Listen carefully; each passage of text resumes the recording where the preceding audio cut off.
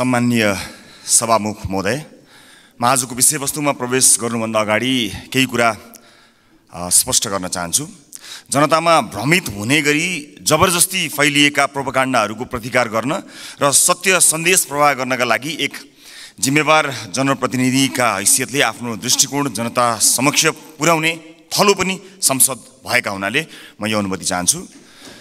सभामुख महोदय, नागरिकता विधेयकका सम्बन्धमा राष्ट्रिय स्वतन्त्र पार्टी कुनै समुदायको विरुद्ध छ भन्ने भाष्य जबरजस्ती निर्माण गरेर निमुखा नागरिकलाई गुमराहमा राख्न खोजिएको छ। त्यसो गर्नेहरूलाई म यति मात्र भन्न चाहन्छु कि राजनीतिसँग कुनै सरोकार र भोट बैंकको कुनै आवश्यकता नहुँदा पनि प्राकृतिक विपत्ति, वैदेशिक रोजगारीका समस्या र मिटर ब्याज जस्ता विषयमा आवाजविहीन मधेसी जनताको पक्षमा हामी उभिएको संसार साक्षी छ। मैले श्रेय लिन खोजेको होइन, एउटा दृष्टान्त मात्र दिन खोजेको हुँ। सम्मान्य सभामुख महोदय, मलाई नागरिकले नागरिकता नपाउनुको पीडा थाहा छ, साँच्चै नै थाहा छ। कुनै पनि नेपाली नागरिक नागरिकताबाट वञ्चित हुनु हुँदैन, त्यो उसको नैसर्गिक अधिकार हो। जन्मसिद्ध नेपाली नागरिकका सन्तान र एकल आमाहरूका सन्तानको नागरिकताको अधिकार मेरो र तपाईको जति नै सुनिश्चित छ हुनुपर्छ। सभामुख महोदय, मात्र वैवाहिक अङ्गीकृतका विषयमा मौन रहेका हुनाले यसबारेमा छलफल चलाउन खोजिएको हो र सम्मानित सभामुख महोदय मार्फत म जानकारी गराउन चाहन्छु। एकल आमाका सन्तानले नागरिकता लिँदा आमाले बाबुको पहिचान नै नखुलेको स्व घोषणा गर्ने व्यवस्था हाम्रा आमा दिदीबहिनीहरूको आत्मसम्मान विपरीत छैन यो?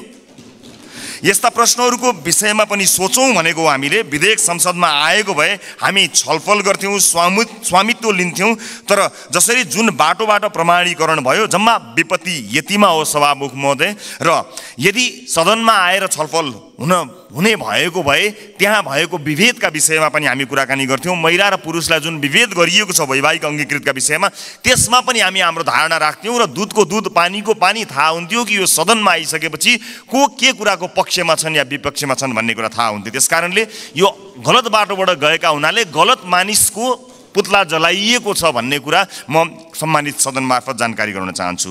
र अर्को महत्त्वपूर्ण कुरा सम्मानित सभामुख मार्फत भन्न चाहन्छु कि हामीले पार्लियामेन्टको डिग्निटी राख्नलाई कहीँ कतै चुकिरहेका त छैनौँ, यसबारेमा पनि अलिकति ध्यान आकर्षण गराउन चाहन्छु। सभामुख महोदय, जस्ता विषयहरूमा हामीले छलफल गऱ्यौँ, हामी नयाँ राजनीतिक दलका हिसाबमा, चाहे ती हाम्रा पक्षबाट आएका हुन् या अन्य राजनीतिक दलबाट आएका विषयहरू, हामी काहीँ न काहीँ लज्जित भएका छौँ। यो सदन भैँसी राँगाको विषयमा गफ गरेर यदि 5 वर्ष बिताउने हो भने हामीले गोबर बाहेक केही पनि प्राप्त गर्न सक्दैनौँ। हामी आत्मआलोचना गर्न चाहन्छौँ।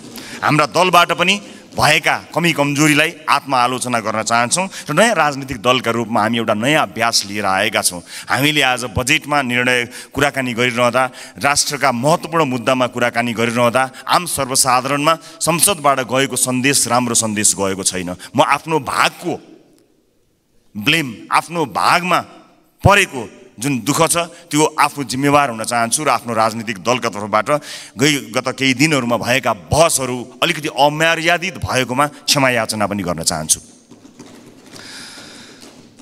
सम्मान्य सभामुख महोदय, म अब विषयवस्तुमा प्रवेश गर्न चाहन्छु। आगामी आर्थिक वर्ष 80-81 का लागि सरकारले गत 1 महिनामा विनियोजन विधेयकका प्राथमिकता, त्यसपछि नीति तथा कार्यक्रम अनि अहिले बजेट बारेमा बजेट प्रस्तुत गरेको छ। यी कार्यक्रमहरू हेर्दा मनमा एउटा प्रश्न जन्मिएको छ। सभामुख महोदय, सरकारले प्रस्तुत गरेको यो विनियोजन विधेयकका प्राथमिकता, नीति तथा कार्यक्रम र बजेट एउटै सरकारले ल्याएर आएको हो कि फरक सरकारको पालामा आएको भन्ने कुरामा म चाहिँ अलिकति दोधारमा परेको छु। किनभने यी कार्यक्रमहरूबीच तालमेल कहीँ कतै भेटिएको छैन। यसबारेमा छुट्टै बहस गरौँला। तर अहिले म बजेटमा केन्द्रित भई केही कुराहरू राख्न चाहन्छु।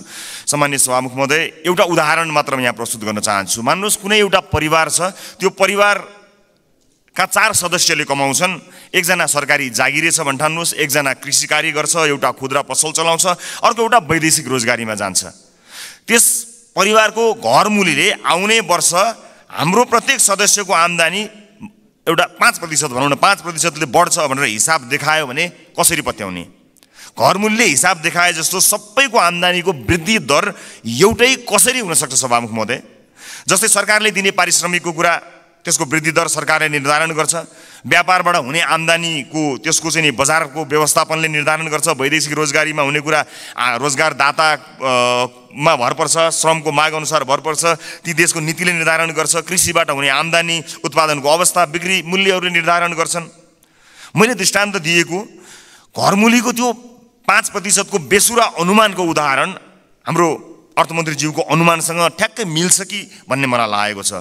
यो बजेटमा माननीय अर्थमन्त्रीज्यूले चालु आर्थिक वर्षको जम्मा राजस्वको संशोधित अनुमानभन्दा आगामी आर्थिक वर्ष चाहिँ 24.37% ले राजस्वको वृद्धि हुने अनुमान गर्नुभएको छ। यो अङ्क याद गर्नुहोला माननीय सदस्यहरू, 24.37।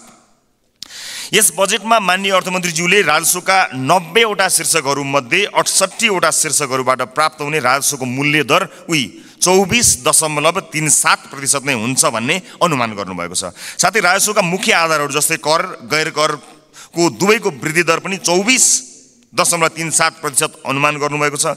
त्यसैगरी करका स्रोतहरूमा आय, मुनाफा तथा पुँजीगत लाभमा लाग्ने कर, वस्तु तथा सेवामा आधारित कर र वैदेशिक व्यापारमा लाग्ने कर सबैको वृद्धि दर 24.37% हुन्छ भन्ने अनुमान गर्नुभएको छ। सम्माननीय सभामुख महोदय, होलसेलमा गरिएको यस्तो अनुमानबाट यो पुष्टि हुन्छ कि यो बजेटको लेखन एउटा झारा टार्ने काम र एउटा गैर जिम्मेवारी काम भएको अथवा हेलचेक्राइपूर्ण ढङ्गबाट गरिएको हो कि भन्ने आशंका गर्ने प्रशस्त ठाउँहरू रहेको छ। यद्यपि यो रेभेन्यू फोरकास्टरको रूपमा म आफूलाई प्रस्तुत गरिरहेको छैन र यो रेभेन्यू फोरकास्टिङको विज्ञ पनि म होइन, तर यसरी यो कुनै एउटा कम्प्युटरमा एउटा एक्सेल सिटमा चालु आर्थिक वर्षको अङ्क राखेर त्यसमा चाहिँ 24.37% जोडेर राजस्व वृद्धिको अनुमान यो चाहिँ जो कोहीले पनि गर्न सक्ने म देख्दछु। फेरि पनि म जोड लगाउँछु कि म रेभेन्यू फोरकास्टिङको विज्ञ चाहिँ होइन। यस्तो हचुवाको भरमा अनुमानित बजेट प्रस्तुत गर्नलाई विद्वान अर्थमन्त्री अथवा विद्वान अर्थ मन्त्रालयका उच्च पदस्थ अधिकारीहरूको आवश्यकता पर्दैन भन्नका लागि चाहिँ रेभेन्यू फोरकास्टर हुनु पर्दैन भन्ने मलाई लाग्दछ। सभामुख महोदय, मैले नेपालको विगत केही वर्षको राजस्व, कर र गैर करका वृद्धि दर पनि हेरेको छु, जसमा कुनै पनि वर्ष हाम्रो राजस्वको वृद्धि दर, करको वृद्धि दर र गैर करको वृद्धि दर समान छँदै छैन। सभामुख महोदय, बजेट निर्माण प्रक्रियामा राजस्वको अनुमान नै यस्तो प्रमुख आधार स्तम्भ हो जसको आधारमा विभिन्न क्षेत्रमा गरिने खर्च तय गरिन्छ।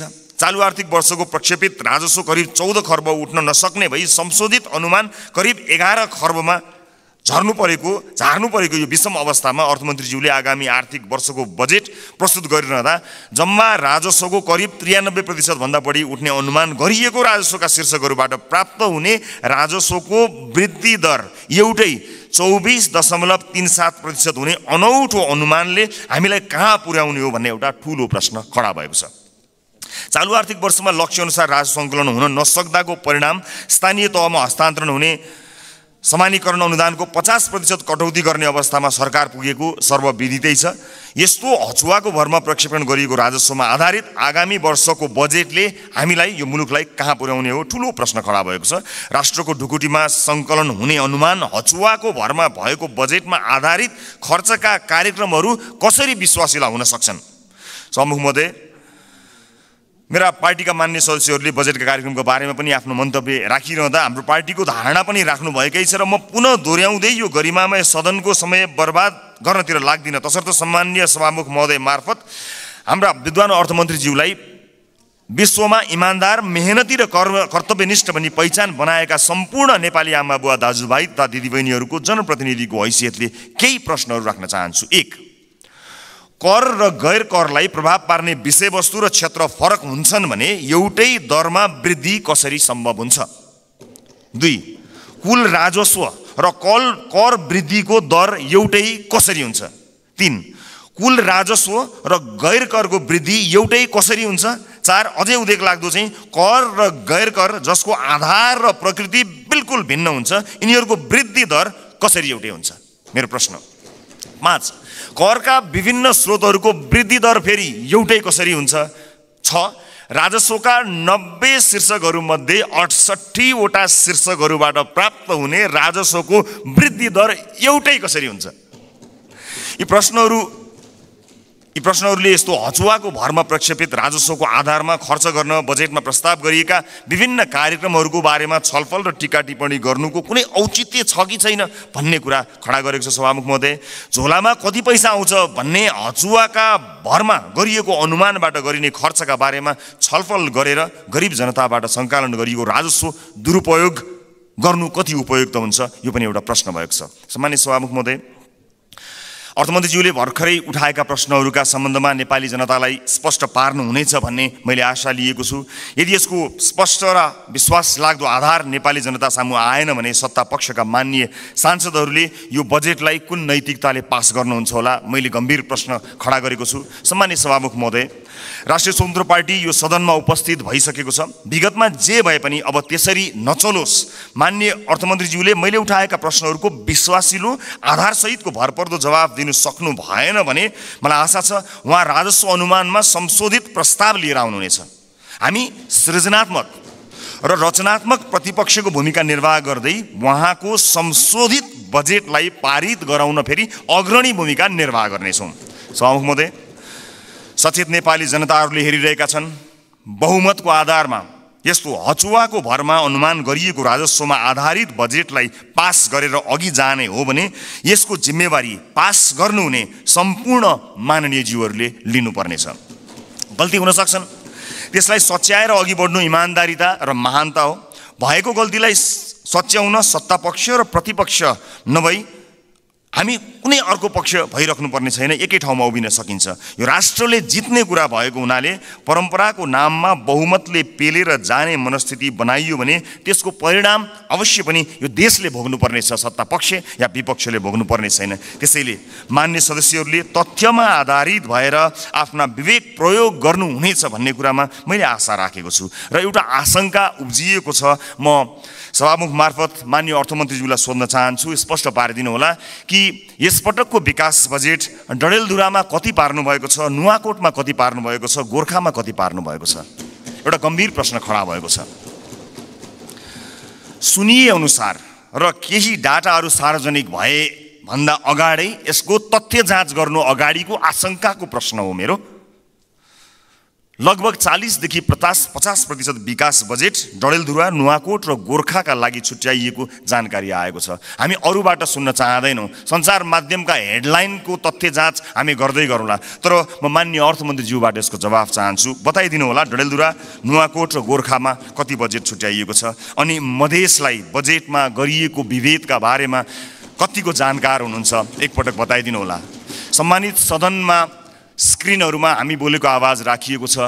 हामीले बजेटमा कुराकानी गरिरहँदा यो देशको भविष्य निर्माण गर्छौँ भनेर हामीले ब्यालेटको बाटो हुँदै यही सदन छिरेर परिवर्तन गरेरै छाड्छौँ भनेर प्रतिबद्धता गरेर आइरहँदा सदनमा भइरहने बहसहरूले यतिखेर सरकारी अस्पतालहरूमा भएको अवस्था हामीले सम्बोधन गर्न सकेका छौँ। म त भन्छु सम्मानित सभामुख महोदय, यो सदनमा 5 वर्षसम्म आजबाटै देशका 7वटा प्रदेशका सरकारी अस्पतालको लाइभ सीसीटीभी फुटेज एकातिरको भित्तामा राखौँ। देशका अझ विशेष गरेर मधेसका सामुदायिक विद्यालयका सीसीटीभी फुटेजको लाइभ फुटेज दाहिनेतिर भित्तामा राखौँ।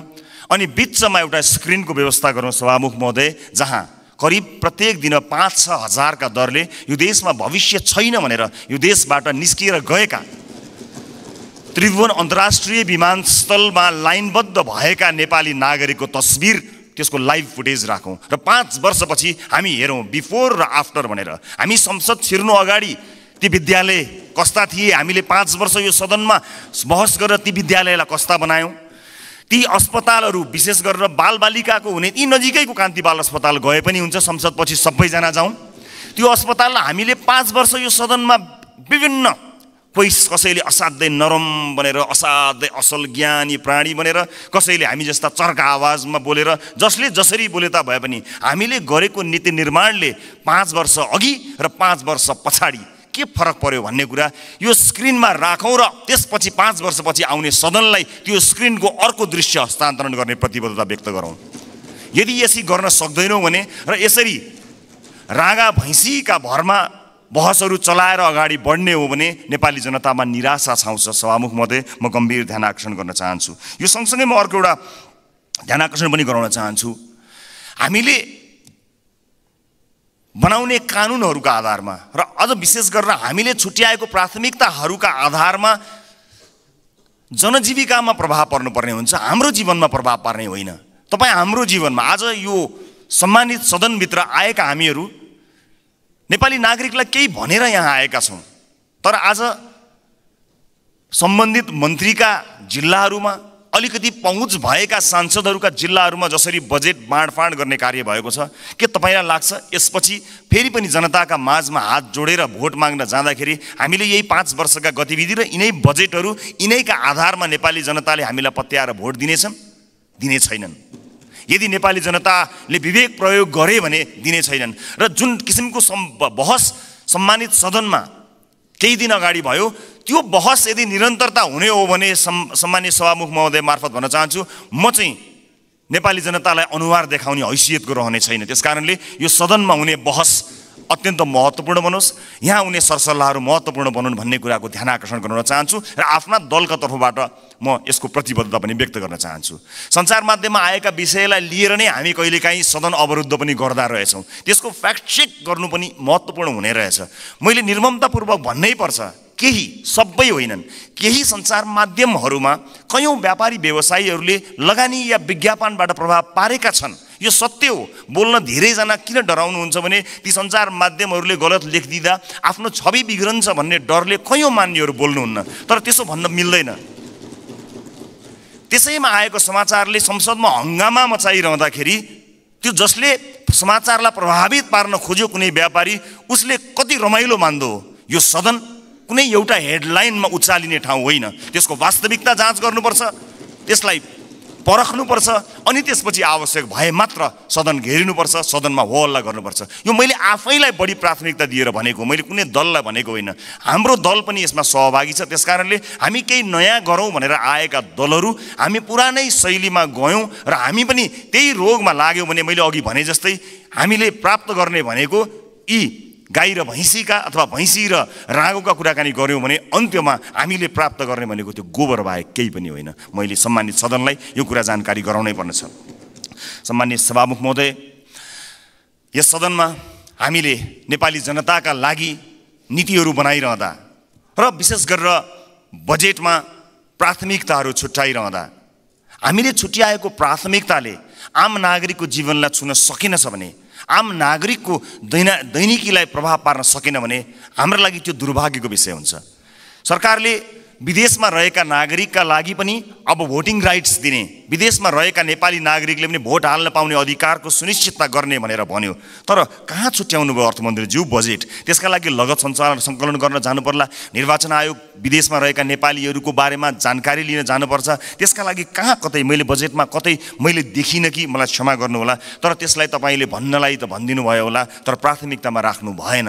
हामी फेरि पनि भन्न चाहन्छौँ, यो देशमा भविष्य नदेखेर विभिन्न कुरीतिका कारणले, हामीले भोग्नु परेका व्यथितिका कारणले मुलुकमै केही गरी खाउँ भन्ने अवसर नपाएर बाध्य भएर विदेश बसेका नेपालीहरूले आफ्नो देशको भविष्य छान्न पाउनुपर्छ, भोट हाल्न पाउनुपर्छ।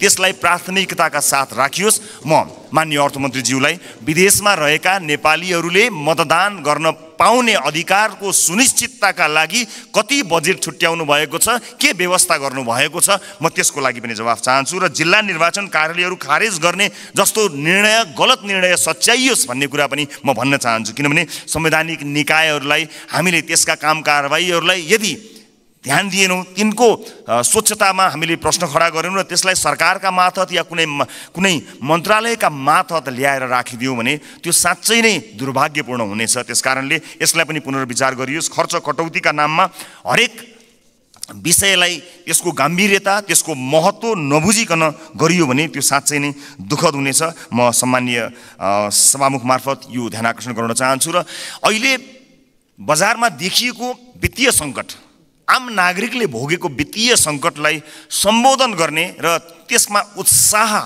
छर्ने किसिमका कुनै पनि कार्यक्रमहरू हामीले देख्न सकेनौँ। आज एकपछि अर्को सटरहरू बन्द भएका छन्। आज कयौँ व्यापारी व्यवसायीहरू बैंकको चर्को ब्याज तिर्न नसकेर कयौँ व्यापारी व्यवसायीहरू आत्महत्या गर्ने अवस्थासम्म पुगेका छन्। मेरै निर्वाचन क्षेत्रमा शङ्कर कणेलले आत्महत्या गर्नुभयो र उहाँको सुसाइड नोटमा लेखिएका कुराहरू गम्भीर छन्। यस्ता धेरै समस्याहरू देखिएका छन्। आज प्रत्येक 3वटा सटरमा एउटा सटर बन्द भएको अवस्था छ। आज सहकारीहरूका कारणले गर्दाखेरि जुन किसिमको बिल्लीबाट मानिसहरूको भएको छ, त्यसलाई सरकारले गम्भीरतापूर्वक सम्बोधन नगर्ने भयो भने धेरै मानिसहरू सडकमा आउन बाध्य भएका हुन्छन् र बेवस भएर यो मुलुक छोडेर विदेशमा रोजगारीका लागि जानुपर्ने अवस्था सिर्जना हुन्छ। अनि विदेशमा रोजगारीका लागि जानु पर्दाखेरि विदेशमा भएका हाम्रा राजदूतावासहरूको संयन्त्रले लाखौँको सङ्ख्यामा भएका नेपाली नागरिकहरूलाई सम्बोधन गर्नै सक्दैन। यहाँ केही गरौँ भन्दा गर्न पाएका छैनन्। देशै छोडेर जाँदा परदेशमा पनि दुःख पाएर बसेका छन्। मुलुकको समाजको वास्तविक समस्यासँग हाम्रो नीति, हाम्रो बजेट, हाम्रो कार्यक्रम कसरी अलग हुन सक्छ? सभामुख महोदय, समाजको चरित्रभन्दा, समाजले भोगेको पीडाभन्दा हामीले यहाँ गर्ने डिस्कसन, तपाईँ हामीले गर्ने संवाद कसरी फरक हुन सक्छ? सभामुख महोदय, समाजले भोगेको पीडालाई मलम लगाउन नसक्ने गरी हामीले गर्ने संवादको के अर्थ हुन्छ? सभामुख महोदय, त्यसकारणले म विनम्रतापूर्वक अनुरोध गर्न चाहन्छु सभामुख महोदय मार्फत कि नेपाली जनताको पीडालाई, नेपाली जनताले आज भोगेका समस्याहरूलाई त्यसलाई महसुस गरेर, त्यसलाई लिपिबद्ध गरेर हामीले बजेटमा ध्यान दिनुपर्छ। र अन्त्यमा आगामी वर्षका लागि हामीले यसो गर्न सक्छौँ कि सानो एउटा सुझावसहित म बिदा माग्छु। बजेट बन्नुभन्दा 4-5 महिना अगाडि हरेक राजनीतिक दलका अझ विषयविज्ञहरू छन् भने उनीहरूलाई सहभागी गराएर प्राथमिकताका क्षेत्रहरू छुट्याउँ। कुनै पनि राजनीतिक दलले भोट माग्दाखेरि शिक्षा गुणस्तरीय र स्वास्थ्य आम नागरिकको पहुँचमा भनेर हामीले भोट मागेका हौँ नि। हाम्रो घोषणापत्रमा, हाम्रा वाचापत्रमा बाकाइदा लेखिएको छ नि। नेपालको संविधानले पनि त्यो अधिकारलाई सुरक्षित गरेको छ नि। भनेपछि के सत्तापक्ष के विपक्ष कसैको विमति होला र? हामीले कस्तो शिक्षा नीति बनाउने? आउनुहोस् सबै राजनीतिक दलका साथीहरू एक ठाउँमा उभियौँ र एउटा साझा शिक्षा नीति सरकारलाई हामीले रेकमेन्ड गरौँ। किनकि तपाईँले भोट माग्दा पनि नेपाली जनतालाई राम्रो शिक्षा दिन्छु भन्नुभएको हो, मैले भोट माग्दा पनि नेपाली जनतालाई राम्रो शिक्षा दिन्छु भनेको हो।